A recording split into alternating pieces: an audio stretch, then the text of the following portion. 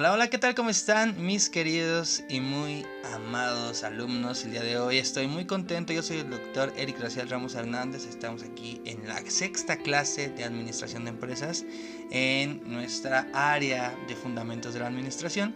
Estoy muy contento y quiero disculparme con ustedes. Sé que los abandoné un poco, pero estábamos invirtiendo pues en un poquito más de calidad. Si se dan cuenta, la cámara tiene más calidad, el audio tiene más calidad. Y pues nos dieron una pausa para este brinco, este salto. Pero bueno, aquí estamos de vuelta y vamos a darle continuidad a nuestra clase de Fundamentos de la Administración sin que haya ningún tipo de pérdida en cuestión de la continuidad ni nada. De hecho, todo va a ir como nos quedamos. La clase pasada, en la clase 5, hablamos un poquito de la historia de la administración y hoy vamos a hablar del enfoque clásico de la administración. Entonces no es algo que nos hayamos saltado ni nada por el estilo. Vamos a darle continuidad y espero que les guste. Pues muchas gracias por estar aquí, por estas mejoras, porque todo esto es por ustedes. Todo esto es por ustedes, así que por favor regálenos un like en el video y una suscripción. Eso nos ayudaría muchísimo. Pues bueno, vamos a comenzar. Primero hay que entender qué es el enfoque clásico, o sea, de dónde va o de a qué se refiere. Y el enfoque clásico en la administración, obviamente, se refiere a las teorías y principios que surgieron a fines del siglo XIX y principios del siglo XX. Entonces, entendiendo pues que ya estamos hablando de los indicios, y no voy a decir que como dijimos en la historia de la administración, que es lo primero que salió, no, solamente son los primeros indicios en los que se empezaba a notar que se requería una administración, y por eso fue que empezó este enfoque clásico. Estas teorías se desarrollaron como respuesta a la necesidad de abordar los desafíos de la creciente complejidad de las organizaciones durante la Revolución Industrial. Obviamente, o sea, al momento de empezar la Revolución Industrial, que fue en el siglo XVIII, siglo XIX más o menos, cuando inició este proceso, que fue un cambio económico y tecnológico, en el cual se cambia por completo la parte manual a industrial, mecanizando, urbanizaciones significativas y todo ello. Entonces era evidente que iba a surgir una necesidad prioritaria de lo que es la administración. Eso está de base, o sea, era algo que se tenía que dar, porque obviamente al mecanizar las cosas ibas a necesitar en una gran empresa más personal, y si necesitabas más personal necesitabas administración, sí o sí. Hoy vamos a hablar de las dos teorías principales que surgen como enfoque clásico, y uno es la teoría científica de Frederick Taylor y la otra es la teoría clásica de la administración de Henry Fayol. Ahora, quiero que se entienda que no porque fueran dos teorías estaban compitiendo una con la otra, no, simplemente eran dos tipos de enfoques que trataban de estudiar la administración y mejorar pues toda esta parte. Ahora, quiero también dar por entendido que no porque lo mencionemos significa que lo apoyamos, simplemente lo estamos estudiando. ¿A qué voy? A que si de repente me dicen ustedes, oye, pero ¿y estás de acuerdo con lo que decía Taylor? ¿Estás de acuerdo con lo que decía Fayol? Bueno, depende la circunstancia, porque muchos de los principios que ellos manejaban y las teorías que ellos manejaban aún en la actualidad se siguen manifestando, y otros para nada, o sea, ya desaparecieron y ante esta evolución se han ido cambiando. Bien, vamos a hablar primero sobre la teoría científica de la administración. Y esta teoría se le conoce como administración científica porque se utilizaron métodos científicos para mejorar la eficiencia y la productividad de trabajo. Frederick Taylor, conocido como el padre de la administración científica, abogó por la estandarización de tareas, el énfasis de los tiempos, movimientos y aplicación de incentivos salariales para motivar a sus trabajadores. Eso es importante. ¿Por qué? Porque no basó todo en simple teoría, digamos, que se le ocurrió, no, sino basado en método científico, que el método científico tiene mucha relevancia para nuevas para nuevas investigaciones. Evidentemente esto él lo estaba investigando y lo estaba poniendo a prueba en los diferentes entornos empresariales, y por eso es que tiene muy buenos resultados, y hay muchas cosas de Frederick Taylor que se siguen utilizando hoy día. Vamos a diferenciar a la teoría clásica de la administración de Henry Fayol. Él propuso 14 principios, para empezar son demasiados y los vamos a hablar ahorita, de la administración, y forman parte de la teoría clásica. Estos principios incluyen la división de trabajo, la autoridad, responsabilidad, la unidad de mando, la centralización, la equidad. Y Fayol también desarrolló una estructura organizativa con funciones clave como planificación, organización, dirección, coordinación y control. Es un poquito más teórica su abordaje. Y si me preguntas, por eso te digo, si tú lo quieres ver de alguna manera, Fayol es un poquito más estricto en sus principios, mientras que Frederick es más como dirigido hacia el trabajador. Entonces vamos a abordar ambas formas, ambas teorías, y las vamos a tratar de desenrollar, vamos a tratar de trabajarlas, ¿vale? Pues vamos para allá. Primero vámonos con Frederick Taylor. Bueno, ¿qué decía dentro de su teoría? Que se necesitaba estudiar los tiempos y movimientos. Ojo ahí, porque hoy día se sigue tratando de hacer esto, pero poco a poco se ha ido desechando. Taylor abogó por el análisis detallado de cuánto una persona se tardaba en hacer cierta tarea y cuál era la mejor manera de hacerlo. Si nos vamos a empresas, por ejemplo, industrias chinas, donde trabajan al por mayor por una cantidad mínima de recursos, porque, por ejemplo, cuando compras algo en páginas chinas, estamos hablando de que venden, no sé, memorias USB a 10 pesos. O sea, es algo grosero. Tú dirías, ¿y de verdad le están sacando? Pues sí, si no, no lo harían. Eso es una realidad.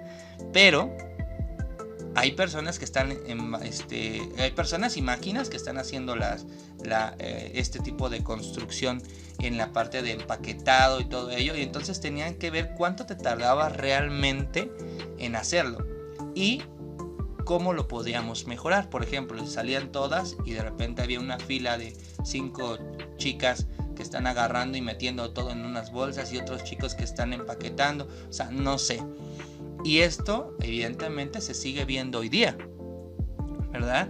Entonces, esto de alguna manera se sigue viendo, pero ya muchas empresas lo han ido abandonando, porque ahorita lo vamos a ver, pero quiero que lo vayas entendiendo, de que esto era lo que él decía: estudiar los tiempos para mejorar la producción. Estandarización de métodos. Propuso establecer métodos de trabajo estándar para cada tarea. Como te decía, por ejemplo, poner a todos en fila, y si se le iba una memoria a uno, el otro la agarraba y seguía trabajando, y entendió que trabajar en fila era mejor, ¿no? Si vemos una película, por ejemplo, la película de McDonald's, déjame investigarte en este momento cómo se llama esa película, y supongo que se ha de llamar así, pero para que tú entiendas esta parte, me encantaría que la vieras.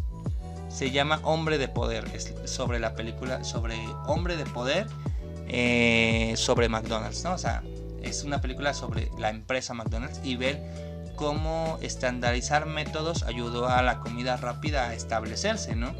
O sea, es algo que se sigue viendo. Sin embargo, en ese entonces era algo más mecanizado. Pero bueno, vamos a hablar de ello. Aquí te pongo un ejemplo también de las personas que se dedican a la costura. Por ejemplo, obviamente el improvisar cortes no es funcional para estas personas que se dedican a vender una cierta prenda.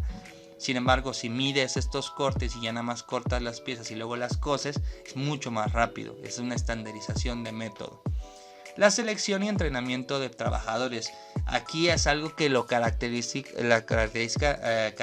a Frederick Taylor, que es que creía que seleccionar y entrenar cuidadosamente a los trabajadores que se ajustaran al trabajo que iban a hacer era excelente, ¿verdad? Y que además los roles coincidieran con las habilidades y capacidades de las personas. Por ejemplo, si se trataba de cargar cosas, este brother contrataba personas grandes, fuertes.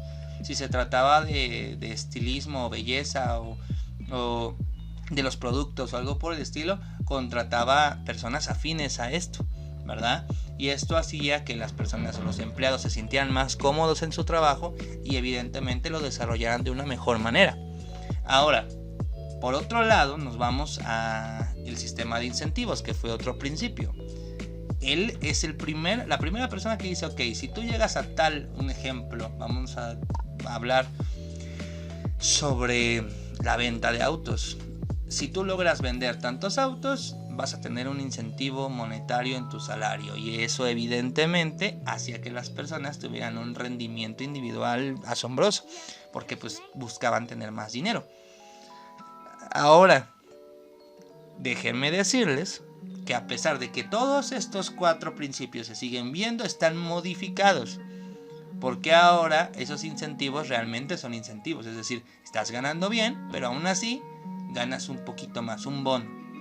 Antes no era así, antes ganaban una miseria y el bono era ganarlo justo. Entonces por eso es que te digo que ya no es algo que se siga viendo, pero que son las bases de la administración, ¿verdad?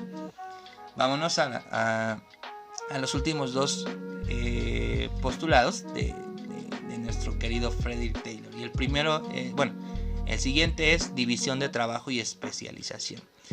Taylor abogó por una división de trabajo más especializada, donde cada trabajador se especializara en una tarea específica, pero que juntos realizaran una labor. Por ejemplo, si nosotros tenemos que hacer lápices, se dividía el trabajo a alguien que se dedicara exclusivamente a la madera, otros a la tinción de los grafitos y otro al ensamblaje. Es algo que se me ocurre de pronto, pero es importante mencionar que esos eran los métodos de trabajo que se realizaban en ese entonces. Supervisión y control. Propuso que hubiese una persona que estuviera encima de ti, viendo que si estuvieras adhiriéndote a los métodos de trabajo de él, a que estuvieras en tu área, que te desenvuelves de una mejor manera, y obviamente para que esto llevara a una mayor eficiencia. Pero esto de tener encima a un supervisor, a pesar de que aún se ve, ya está muy modificado, porque en ese entonces era como para ver que todo saliera bien, porque si no, para afuera. O sea, era algo inmediato, ¿no? Y que se debería de hacer así, pero ahora ya se entiende un poquito más al trabajador por el tema de derechos humanos y de esta parte de recurso, ¿no? De recurso humano. Entonces es importante que se entienda que ya está modificado, pero aún así se sigue viendo hoy día. Ahora vámonos con la teoría clásica de Henry Fayol, que son 14 principios, o sea, de base son muchos más, y te vas a dar cuenta de este pequeño toque que tiene de autoridad. Desde ahí lo vamos a ver. Punto número 1, él decía también división del trabajo.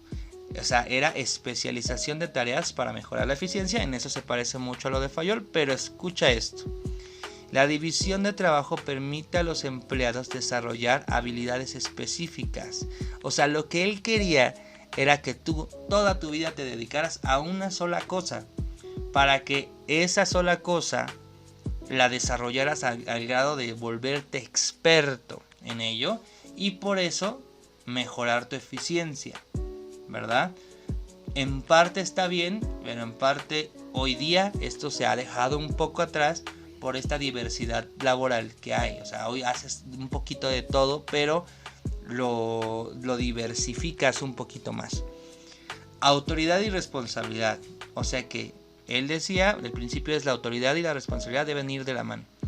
Los gerentes deben tener la autoridad necesaria para cumplir con sus responsabilidades y rendir cuentas de resultados. O sea, él decía, un buen gerente o alguien que esté como supervisor tiene que tener un carácter fuerte, que haga que los trabajadores, 1, lo respeten, y 2, pues evidentemente tenga un control mayor, ¿verdad?, en los trabajadores, y que no me cumpliste, vas a pagarla, ¿no? Y obviamente los trabajadores se esforzaban más.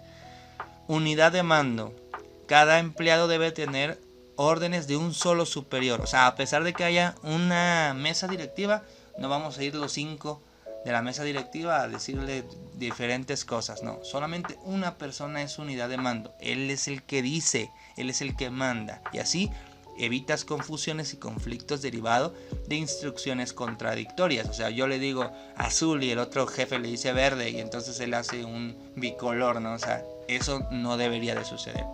Según Henry Fayol, que volvemos a lo mismo, aunque se sigue dando que tenemos un solo supervisor o un jefe inmediato, ya está modificado, porque nuestro jefe inmediato, si nos está pesando mucho, podemos ir a recursos humanos a que nos den una solución. O sea, antes eso no se podía, era o tu jefe, no había otra.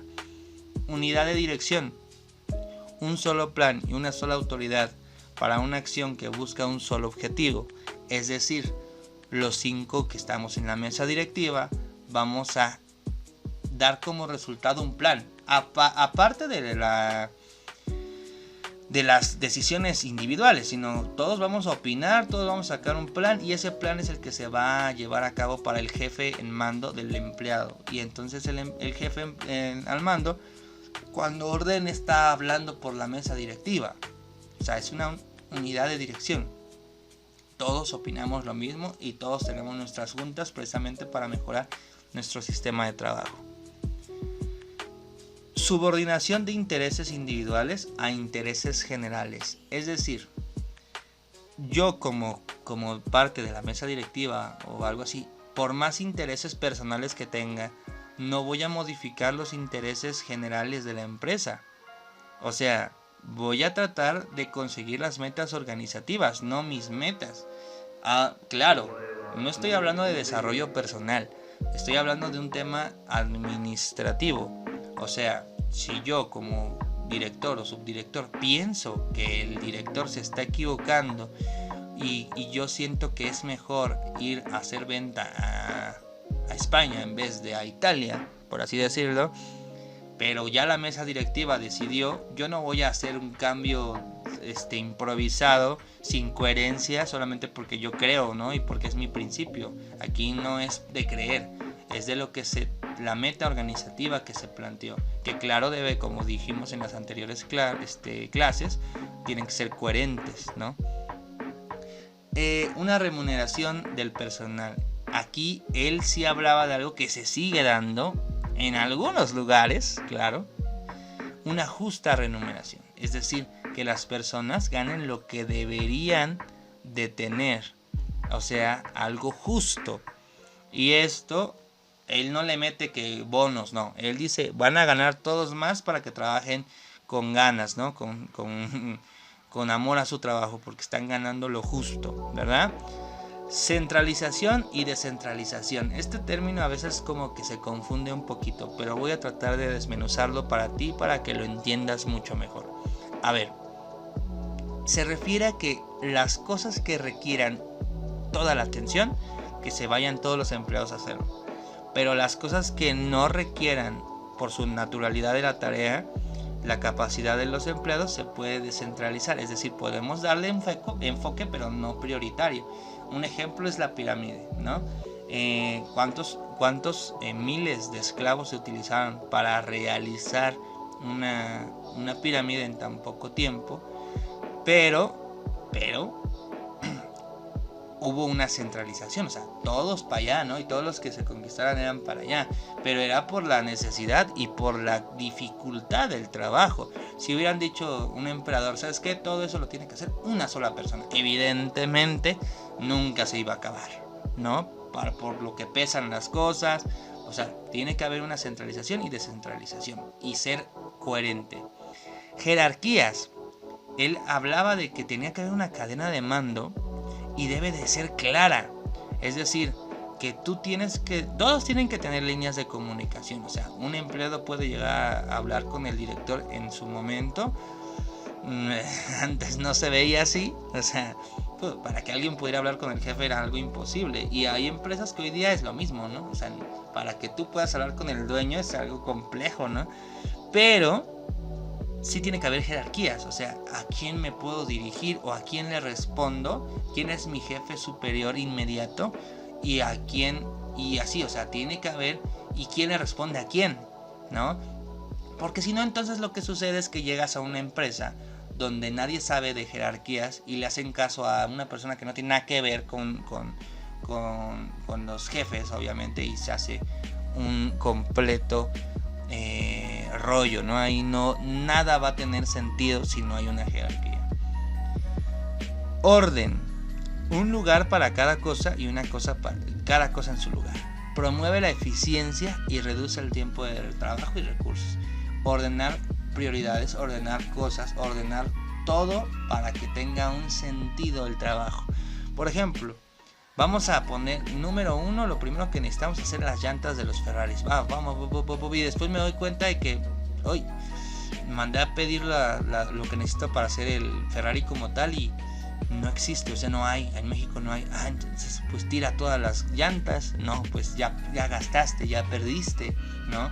Evidentemente tiene que haber un orden prioritario para que ya después resuelvas qué es lo que más tengo de recursos a la mano y cuál es el que no tengo tanto, o tengo que preguntar primero si hay para aventarme a esas misiones, ¿no? Equidad. Tratar a los empleados con amabilidad y justicia contribuye a un ambiente laboral positivo. Eso, para que veas, se sigue dando hoy día y es una propuesta de Fayol. Se sigue permitiendo, se sigue dando, cosa que antes era muy raro. O sea, el jefe te hablaba horrible y tú te tenías que aguantar. No, ahora ya no es así, pero él propuso la equidad.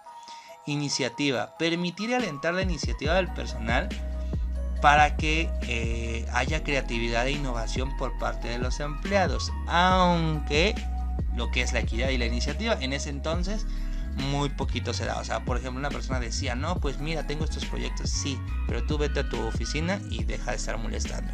Nosotros vamos a seguir trabajando como deberíamos de estar trabajando. Tanto así era que, por ejemplo, no nos vamos tan lejos, pero hay una empresa que se llama Blockbuster. Sus empleados, hay muchos videos en los cuales ellos aseguran que sí mencionaron a sus supervisores que pues tenían que evolucionar para no caer en crisis, ¿no?